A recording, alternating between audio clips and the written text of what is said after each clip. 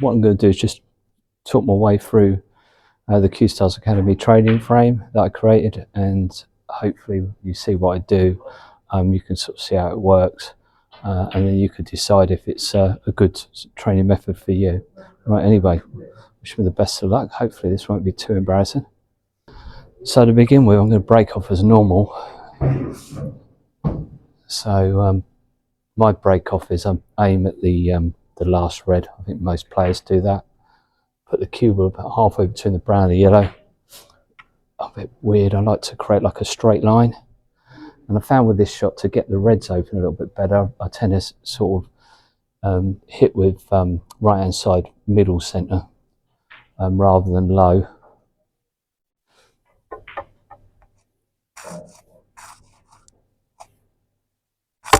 And I've just caught that much too thick. Just much. Okay. Right, well, I would have been happy with that because I flipped to snooker on that red. Right, so with training frame, you've got ball in hand to begin with. Now, immediately what I'm thinking is, how I'm going to get the reds open.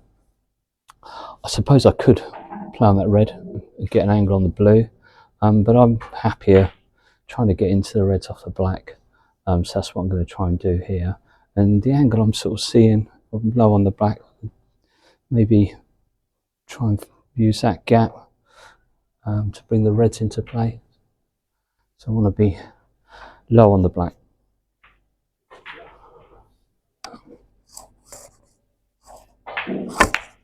Okay, maybe a little bit too low, so I'm going to change my plans. You'll be fine, I'll be doing a lot of that through this break, no doubt. So now I'm going to try and punch into those two reds and try and get the white still going forwards. That's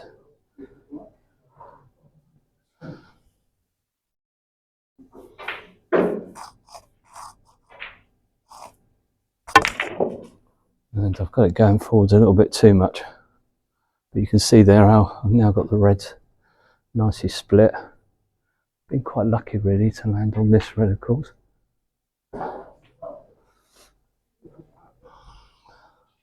So again, all the shots you're playing here, you've got to ask yourself the question, would you play them in a match or not? I would, of course, play this red in a match. It's a fair shot.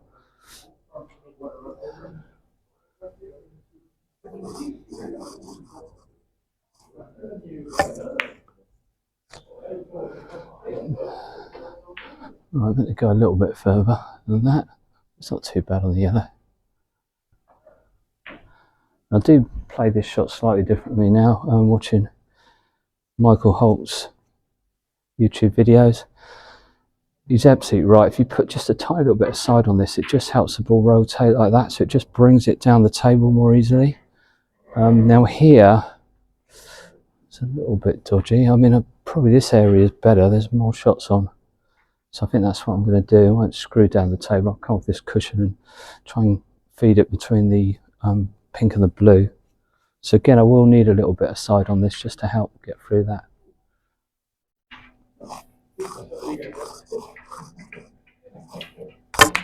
And I've overhit that, I think. Might be lucky and land on the bottom red. Yeah, it was very lucky. Right, so you do have to count the break in your head. So I think I'm on 11. Now I've got enough reds out now, really, to get into a strong position in the frame. So I'm not going to be looking to go into the pack again for some time.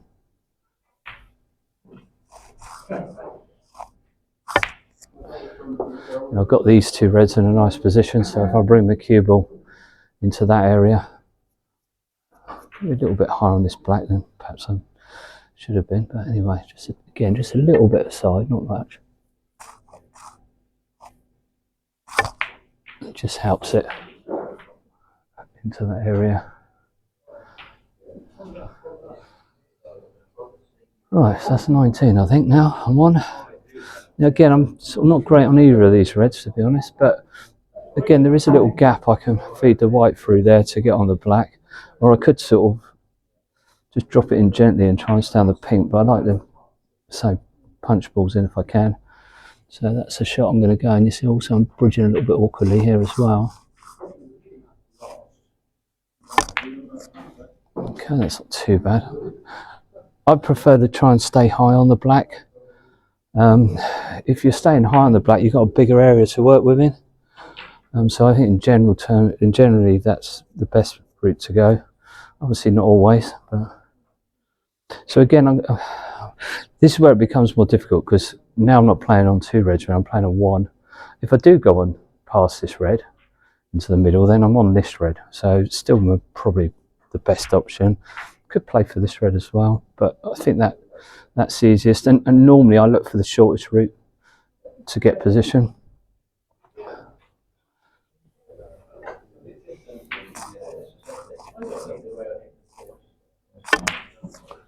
Again, a little bit undercooked, I think, but it's not too bad.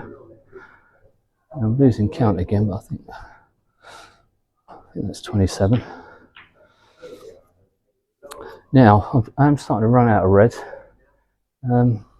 Doesn't really matter if I get the pink back on its spot, because pink to that red's nice and straightforward. So I think that's what I'll do. So just a little soft, sort of stunny sort of screw here, just get nice and deep on the kibble so I don't lose the white. Okay, that was, yeah, I did lose the white a little bit. That's tricky. What's that, 28, I think. I can get to that red, but it's a little awkward shot really, because I'm fighting an angle. Bless him, I tell Tom, who's one of the juniors I teach, don't fight angles, so I better not do it here, otherwise he'd be telling me off. This red does go into the middle, so that's what I'm going to do, play for it in the middle. Just means I can punch it, use the cushion, so it should make it a little bit easier. Again, just oh no, that's okay, I thought I'd overhit that. Right, so 28, 34. Right, so the blue is not great to get into those reds because the pink's away from the pack, so really I'm going to probably have to play to get into them off the black. Got to be a little bit careful here because I've got that red in the way. But yeah, anywhere around there will be alright. So again, playing for a high black.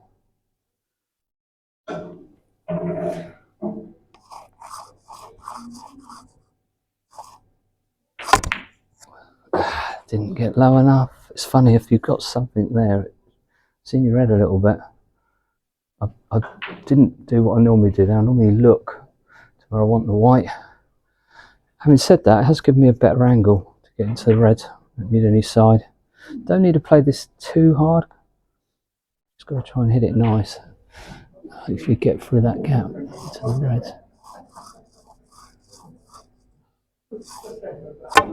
And there we go. Screwed it up. Right, now maths. I've lost count again, but I think I got 29, 30, 36. I think that was 37. It might be a little bit more than that. I'm trying to think of too many things. So if that is 37, it might have actually been the 40s. But anyway, what I do is I put that up on the scoreboard, and that now belongs to my opponent. That's my punishment for missing. So I'm now 37 behind. Again, I've got ball in hand here. And I've got to try and obviously hit back. So things are a little bit more tricky now.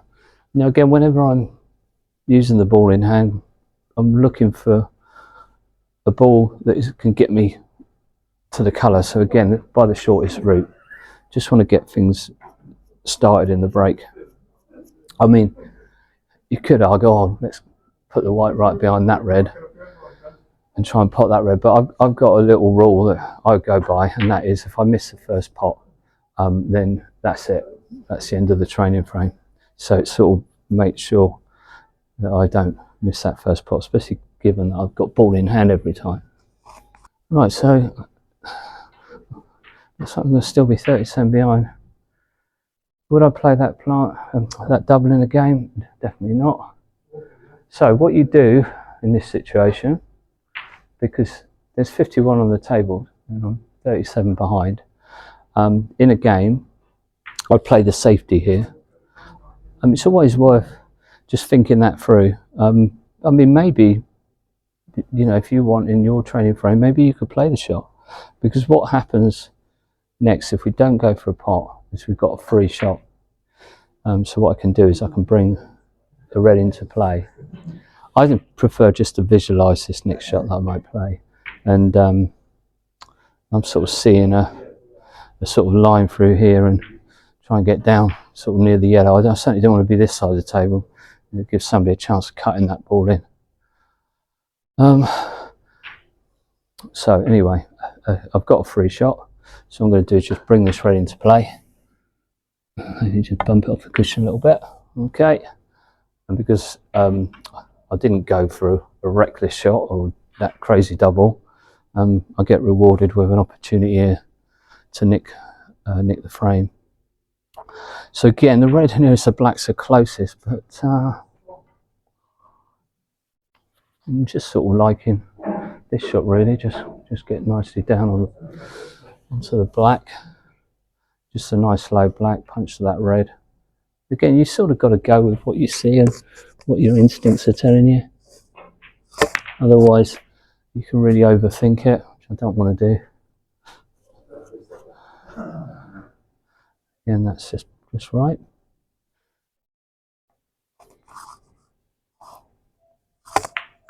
And just gentle little stun on that. So again, low black's fine.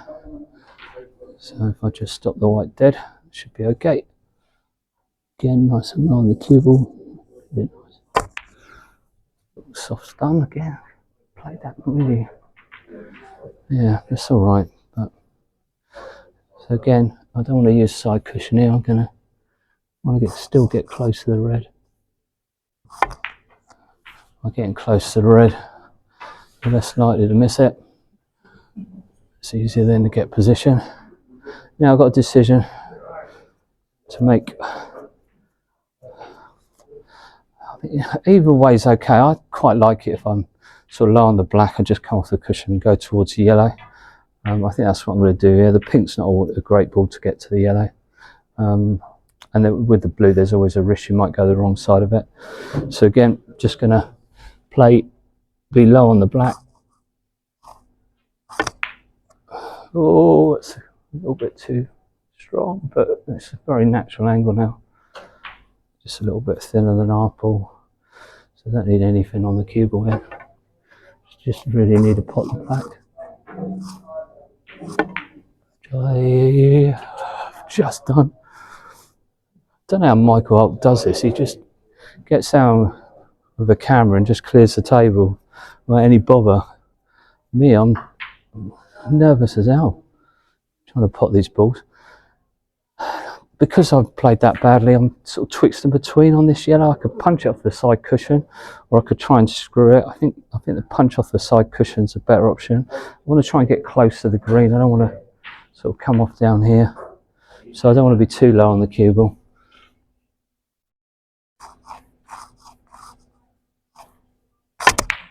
Okay, that's not too bad. Again, I was a little bit too low on the cue ball, I have to say. I want to be low on the cue ball. Anyway, it's a good angle on the green, so don't forget 51 for clear up, but I'm not going to need the black, so that's good.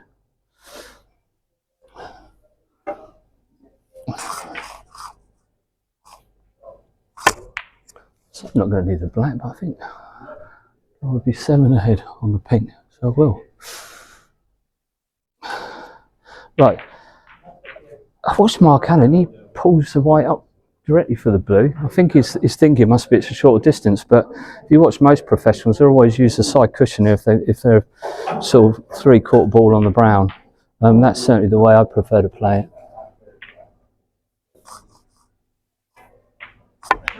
Just think if you screw up, there's more chance of going past the blue. Well, that's okay. I'm going to just drop that in softly. It's quite a nice angle, that one. It brings me a little bit closer to the pink. And I like this angle too. So just above the pink, you just stun it, feed it across for the black. It's a nice shot. Okay,